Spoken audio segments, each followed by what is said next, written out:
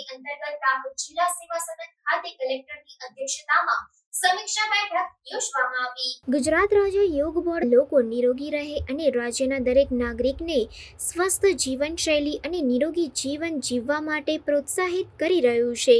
ત્યારે આંતરરાષ્ટ્રીય યોગ દિવસની ઉજવણી અંતર્ગત દાહોદ જિલ્લામાં 21 જૂનના રોજ વિશ્વ યોગ દિવસની ઉજવણી કરવામાં આવનાર છે। ત્યારે જિલ્લા સેવા સદન ખાતે કલેક્ટર યોગેશ નિરગુડેની અધ્યક્ષતામાં વિશ્વ યોગ દિવસની ઉજવણીના આયોજન અંગેની સમીક્ષા બેઠક યોજવામાં આવી હતી।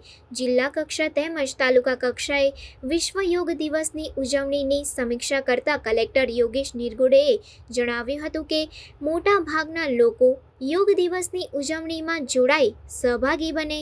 દાહોદના કેન્દ્રમાં આવેલ ઐતિહાસિક છાપ તળાવ ખાતે વિશ્વ યોગ દિવસ યોજાવાનો છે। ઉપરાંત તમામ તાલુકા મુજબ તાલુકા કક્ષાના વિશ્વ યોગ દિવસની ઉજવણી માટેની પૂરતી વ્યવસ્થા કરવા માટેની સૂચના સંબંધિત તમામ અધિકારીઓને આપવામાં આવી હતી।